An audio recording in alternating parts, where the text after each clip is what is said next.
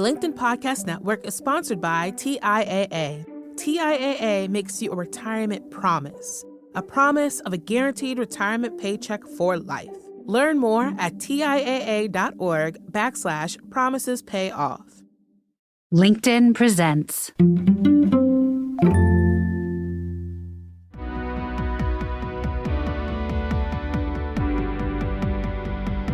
I'm Aarons-Mele, and this is The Anxious Achiever, the show that looks at the intersection of mental health and work, and how we can all do both better.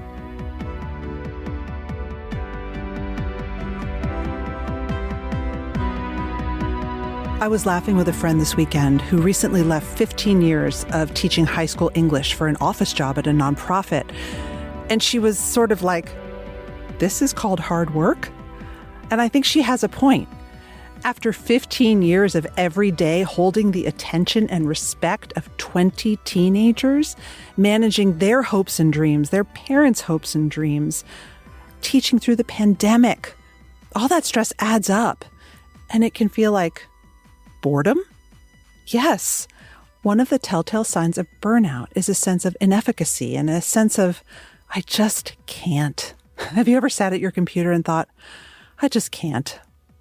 And sometimes when you're in a really stressful role that you've been doing for many years, even if you're masterful at it, you feel like maybe you could do it in your sleep. You feel disconnected, resentful, bored. You need to take a change. Today's episode is about burnout and renewal and a teacher finding love for her work again. Teachers have been through a lot in recent years, and it's no wonder there might be more mental health strain than ever before. The statistics are there from the Bureau of Labor Statistics, which found that at least 300,000 teachers and administrators left the profession between February 2020 and May 2022. That exodus has likely slowed, and some of the problems, like all remote schooling, have been tamed.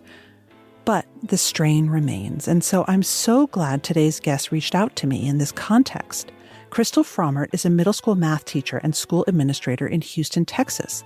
She also wrote a book geared towards a teacher audience called When Calling Parents Isn't Your Calling, about building better relationships and partnerships with families and schools.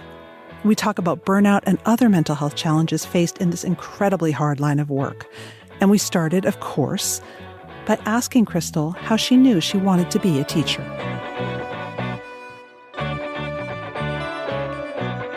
I knew I was going to be a teacher back when I was 8 years old. I set up my family's dining room as a classroom, and I made my little sisters and my dolls all sit in my classroom. I made posters of math activities, all kinds of things. And I used to play being a teacher as a kid. What's funny is we have 4 girls in our family, and they did not want any of us to go into a female-dominated career path. So I became a teacher as a result of that, and my sister became a nurse also. So we all mostly went into, and one's a social worker. So very much care-oriented professions against my parents' wishes, but that's okay. They're supportive of us. And I actually started my undergrad as a business major because my parents told me basically that's what you're going to do. And I quickly switched without their permission. I went into the advisor's office at my university and said, I want to be a teacher and I want to switch to education. And I have been so happy with my career. It's hard. It's stressful. It's all of those things. It's not just, an 8 to 3 job. I'm working weekends and nights, but I really do love what I do. I'm not sure if you want to get into this now, but I did have a time in my career where I didn't love it. And that was very confusing and bizarre to me. I'd love to hear about that. Okay. So I didn't know what the word burnout meant. I'd heard it, right? But I never really knew deeply what it meant.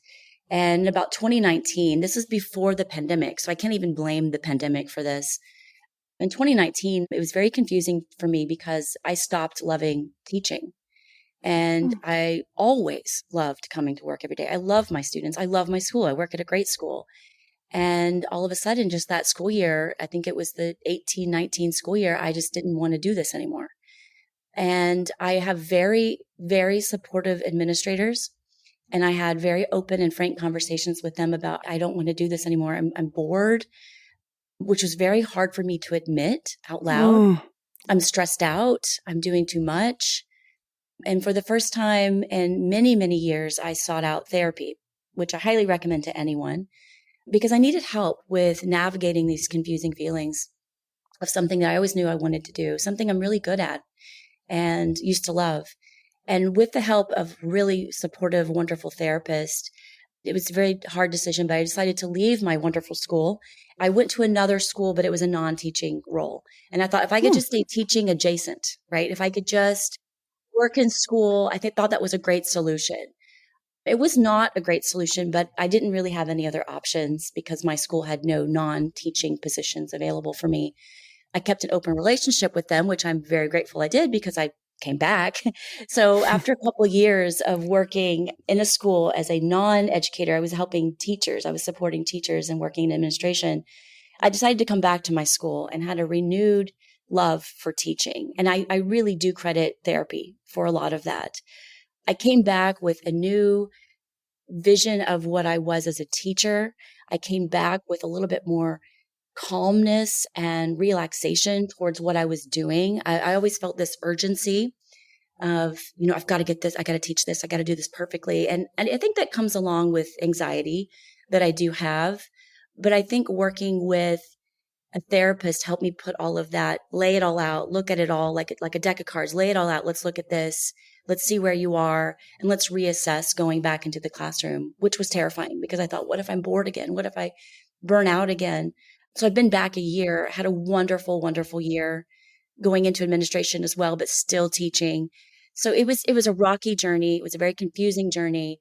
And I recommend that if anyone is feeling burnout, you can look up all the signs of burnout. And I think I checked off every one of those signs. I'm always fascinated by burnout because I think one of the telltale signs of burnout is a sense of inefficacy and sort of like that sense of ennui, right? Or boredom, or I just can't, Right. That's also can be signs of depression. Yes. Like, what was your tell? How did you start to get those, like, I really need professional help? Boredom was definitely there, and resentfulness comes across. That very much so. I find that when I was, talking with my therapist and researching online, because, I Googled everything about burnout, right? Resentfulness comes up as one of the number one. I was angry. I was angry at how disorganized things were at school, which, that's typical. And I think I was overreacting to some of that disorganization that just comes along with running a place with 1,800 children, right? Mm-hmm. And it was presenting itself as that. I was not happy at home. I was not happy at school. And I was not recognizing, whoa, I need to just step back for a moment and look at what I'm doing. I had been teaching for 20 years at that point. And very high achieving. I went to graduate school. I'm the type of teacher who's reading teacher books on the weekends. I'm listening to teacher podcasts. I'm doing all the things. And it was just so much that it led towards this anger, resentment, bitterness, and boredom that I was exhibiting. And it really kind of just washed over me, and it was impossible to ignore. I think it's really valuable that you're talking about boredom. I think that boredom is something that we don't talk about. We're scared to talk about it. And when you're in a role that you've been doing for so many years, you're a master of it, right? Mm-hmm. And you feel like, maybe you could do it in your sleep. I would imagine, and I've actually felt this myself at times, you just think, is there more than this? Right. Yeah. Right. And when I did seek out, is there more than that? Because that's what I wanted to do. I wanted to work in a role that I was supporting teachers rather than supporting 13 and 14-year-olds, right? I thought that was the answer. It was not quite the answer. And I don't regret leaving my school and returning because I gained a lot of experience in my career and also about myself professionally and personally. But I have to say I was a little bit embarrassed, right? I was embarrassed that I left and came back. And thanks to people who speak about this in media like yourself and books that I'm reading and podcasters who are just becoming more open about, let's get rid of the stigma of mental health, right? Yeah. And because of that movement in the last, I would say, half a decade, I guess, I have become so much more comfortable talking about this at school. people say, oh, you left and you came back. And I am now very open. So yes, I was experiencing burnout. I sought therapy. I sought help. Here's what I went through. I don't consider that oversharing because No. I think that other people might hear that and think, oh, well, I might be going through that, or I need to watch out for that. Or maybe, someone I care about might be going through that.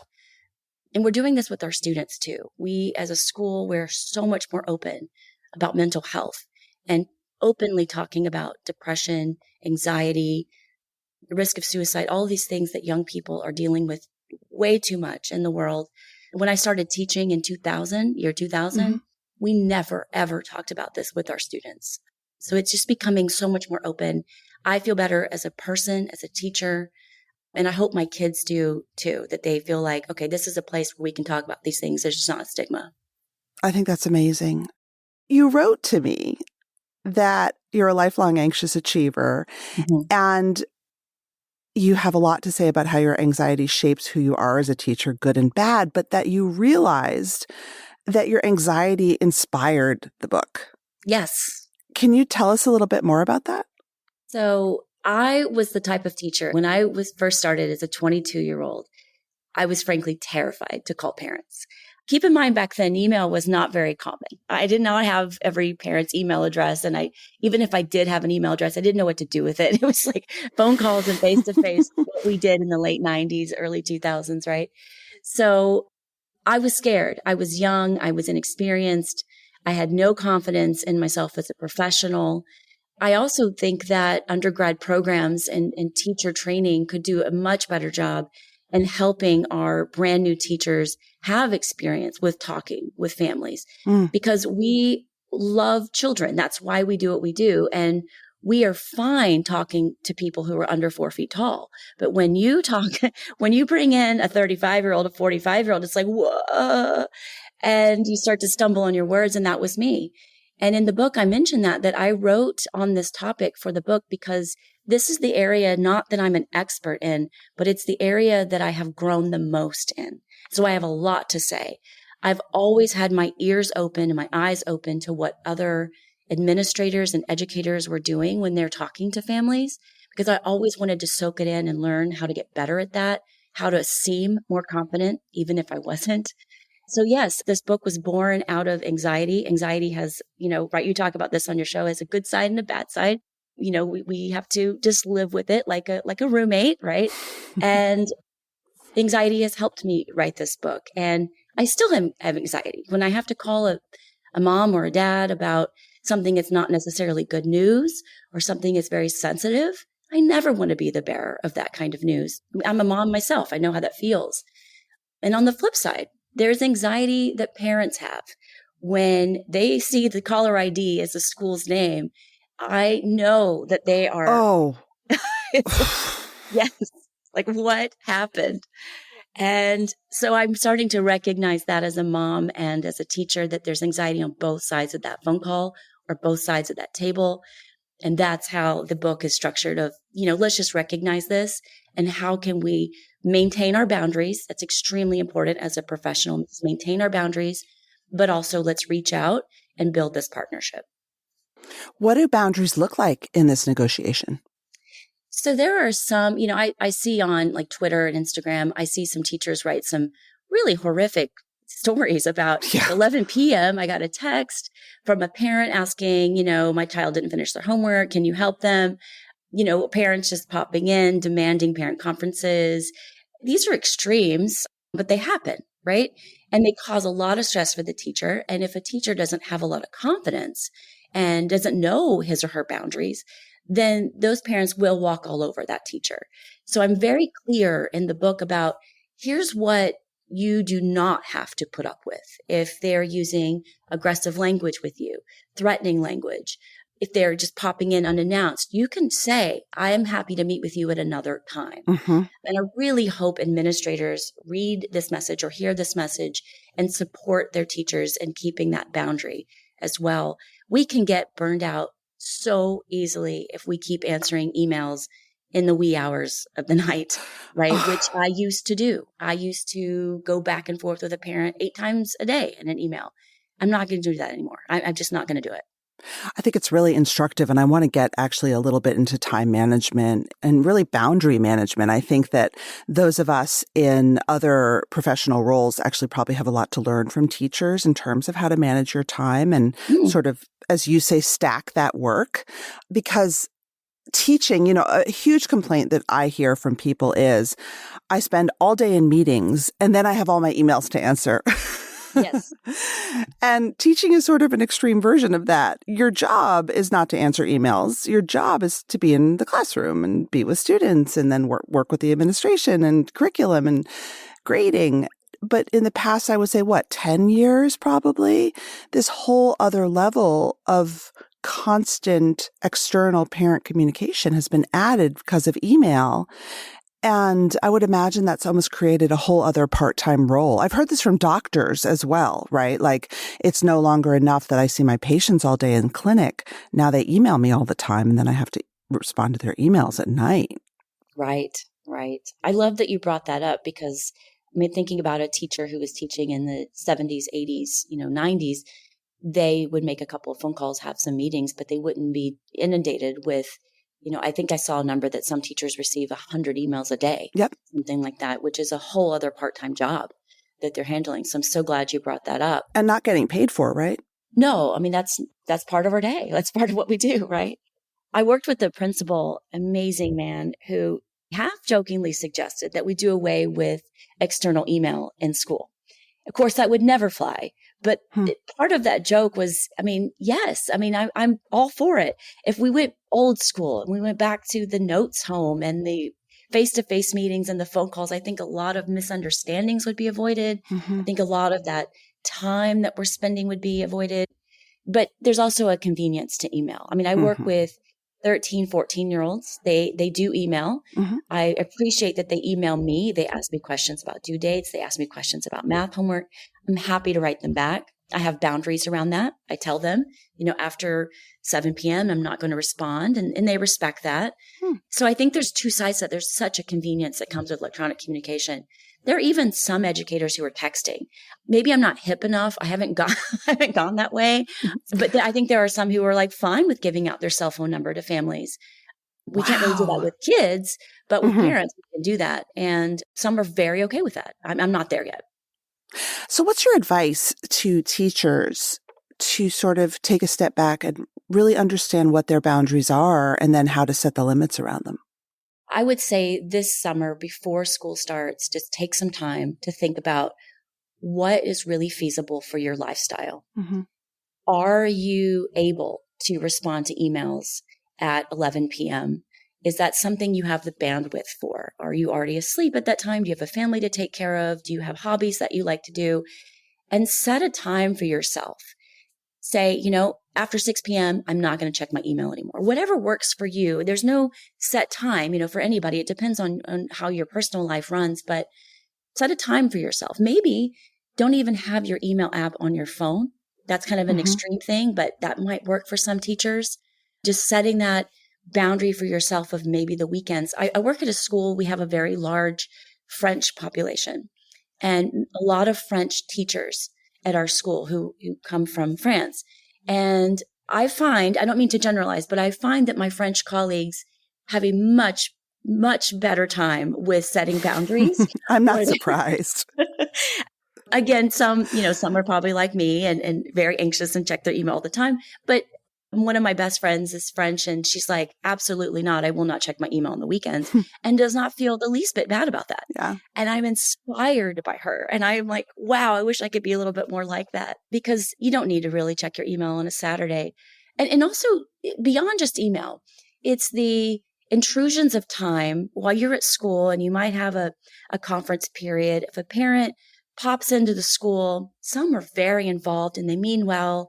And they just want to come to chat with you. Just having that confidence of saying very kindly, but very frankly, saying, right now, I can't talk to you about your son. I would love to talk to you. How about next Thursday morning? Would that work for you? Because you're showing the parent who's popped in. This could be a parent who works at the school, right, or is a substitute at the school or volunteer, or just walks on in. But saying it very kindly is okay. It's okay to say right now I'm really busy or I'm not prepared. to have this conversation. And that gives a gift to both of you because you now have time to prepare. And that parent now realizes, oh, there's a professional boundary there. The LinkedIn Podcast Network is sponsored by TIAA. In the last 100 years, we've seen financial markets swing, new currencies come and go, decades of savings lost in days, all showing that a retirement plan without a guarantee, quite simply, isn't enough. So more than a retirement plan, TIAA makes you a retirement promise. A promise of a guaranteed retirement paycheck for life. A promise that pays off. Learn more at TIAA.org/promisespayoff.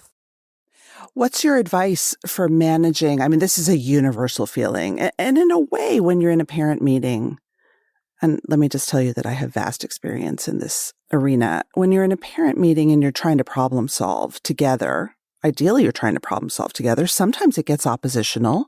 Sometimes the parent is coming from a very different place than the school or the teacher or the special educator. What's your advice for a teacher to manage their anxiety in those difficult conversations? Gosh, as you were asking that question, I really could feel like my skin start to tingle. Oh, no. That is exactly, that's the telltale sign for me. When my skin starts to tingle, I'm like, oh, we're in a confrontational situation now. And I could feel that. It's my anxiety presenting itself. And I feel that even when we have wonderful, well-intentioned parents who don't agree with something I say, which is completely fine. We don't have to all agree on everything. And I think that as teachers, sometimes we come from a place where we want to please everybody all the time, and we can't. We just cannot do that. It's impossible. Going into a meeting knowing that I cannot make everybody happy all the time. I can come to this meeting with the research that I have, with the resources that I have, evidence that I have of the child's progress. I can present that in an objective way. And then the other part of that is just, sorry to be so curt here, but just shut up and listen. I think as teachers, we talk so much like I'm doing right now, but in a parent conference or a parent phone call, we need to be quiet and listen. Because when we stop and listen to what the parent is saying, we can achieve so much more. They might be saying, I want this, and I want you to do this, but really behind all of that, there's something deeper that they need for their child or they need from the school, that if we stop and truly listen to what they want, whether we agree with that or not, doesn't matter. If we stop and listen, we could really make headway with coming together on an agreement for that child. I think from my experience as the parent in many difficult conversations with the school, it's tapping into my most fundamental anxieties around my child, around fears of loss or, really, really fundamental fears that I have both with my own baggage, right, with who I am, and then for my kid and about my kid. And so I think that acknowledging in a way the depth of feeling, and this is maybe in more extreme situations, not like I can't read your kid's handwriting when they hand in their math homework or they're not uploading it to the server or whatever. But, there are big feelings sometimes in these kinds. And I would imagine teachers have big feelings too. I'm so glad you mentioned that because I didn't realize that till I became a parent. That when a parent comes to sit down with me or gets a phone call from me, we're not talking about, their insurance plan. We're not talking about their lawn service. We're not talking about anything that, yes, we would talk about those things, but we are talking about the most important thing in their lives, their children. There's nothing more important to a parent than their child's well-being, right? And their child. And I mentioned that in the book too, that keeping that knowledge in the forefront as we're teachers, whether we're parents or not, doesn't matter. If we are educators and we're talking to a parent, we have to remember we are talking about the most important thing in their life. And there's a lot of sensitivity that comes around that. We don't want to sugarcoat everything. We want to be kindly honest with them, but it's coming to it with, I care about your child. I truly do care about your child. And we're going to work together to get through this and to help your child improve in this area. That's very key because they are the most important thing in their lives. Yeah. I've also noticed that, and this is a great tool for any negotiation, that good teachers and good educators and administrators open with positives always. Like I may come into the meeting expecting the absolute worst, and they're like, oh, so great. And then last week they did this and it's fabulous. And you're like, you're just a little bit calmer, like steps off the edge a little bit. Yes.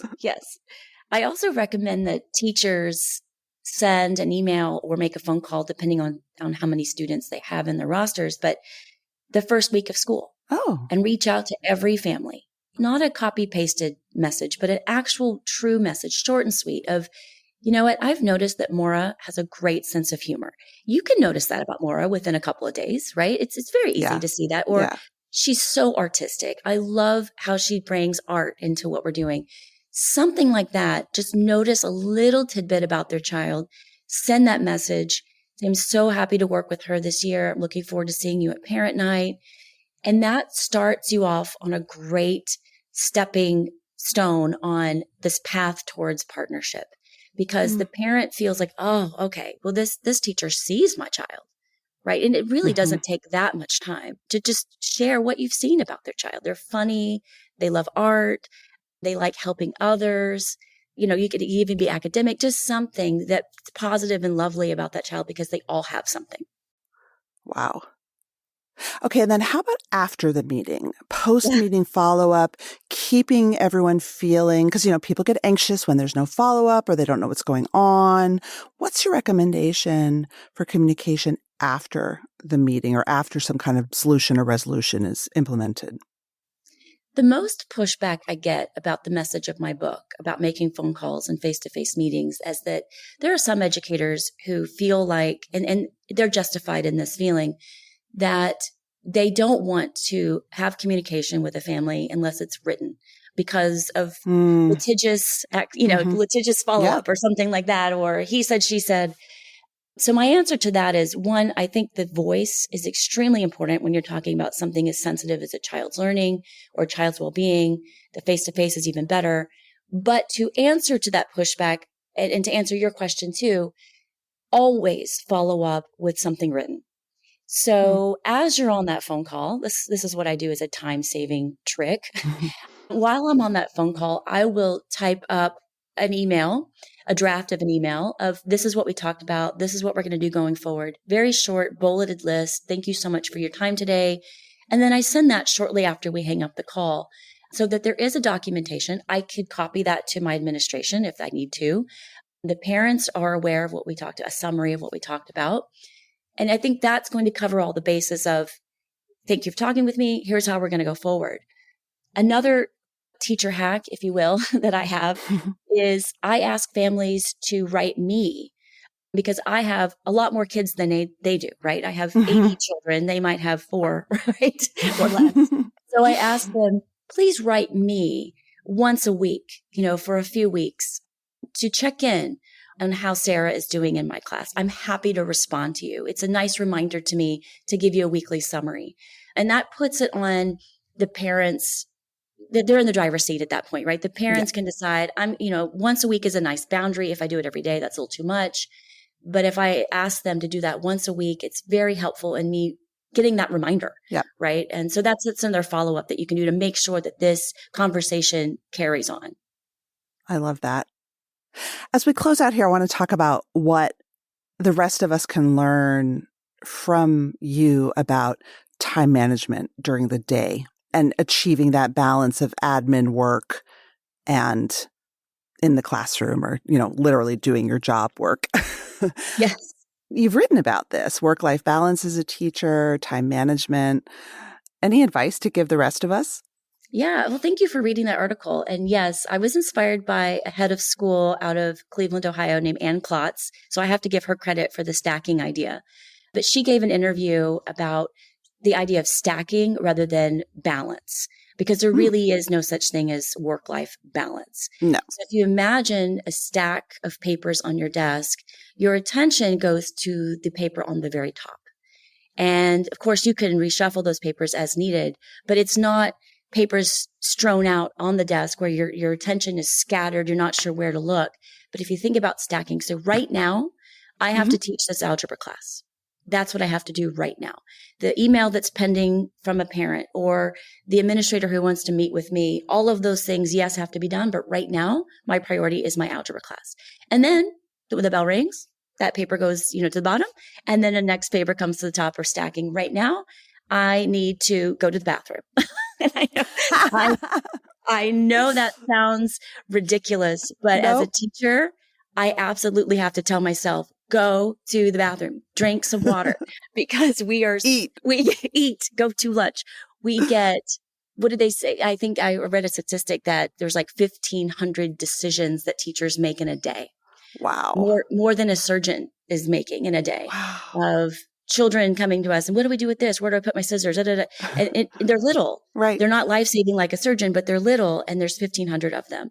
So one of those stacks, one of the papers on the stack has to be, I'm going to the bathroom. And then the next one will be, now I'm going to call that parent. And having a multitasking myth it's just not going to help you. It's not going to work. You're going to fall flat. There's no balance. So I really love Ann Klotz's idea of stacking.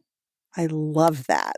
On my last question, I would just love to zoom out for a minute and ask you, when you look at mental health right now for your students, your colleagues, parents, what could the administration do better to protect teacher mental health? Let's focus on teacher mental health. What could the administration, not yours, but in general, what could school administration do better? My school is phenomenal at that. And I'll give you one example of what we do. We have many students who are Muslim at our school. During Ramadan, we have a space in our school where teachers and students can go for just quiet time away from the cafeteria because, they're not going to be eating during that time. That's one small example of just providing a room where you can go and meditate or do whatever you need to do away from an eating space. It's recognizing the needs of all types of people, all types of teachers. I don't think the same rules apply to everybody. That doesn't work in life. If you have a teacher who is a single parent who has a couple of children, might need to come in a little bit late because of childcare situation, give that person that leeway, that grace, and forget the whole thing. Well, that's not fair. That I can't do that for everybody. That's ridiculous because that teacher is giving so much of their energy and their expertise to your school that I think you could give that person a little bit of grace with their lifestyle.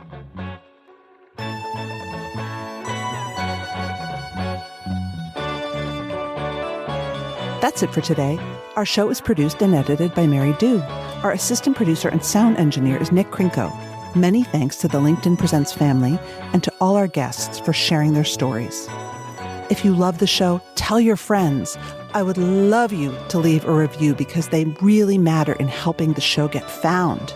You could also follow us or subscribe. If you have a question for me or you want to submit an idea for the show, find me on LinkedIn, where you can follow me, message me, I promise I'll write back, or subscribe to my newsletter for more from the Anxious Achiever world. Thanks for listening.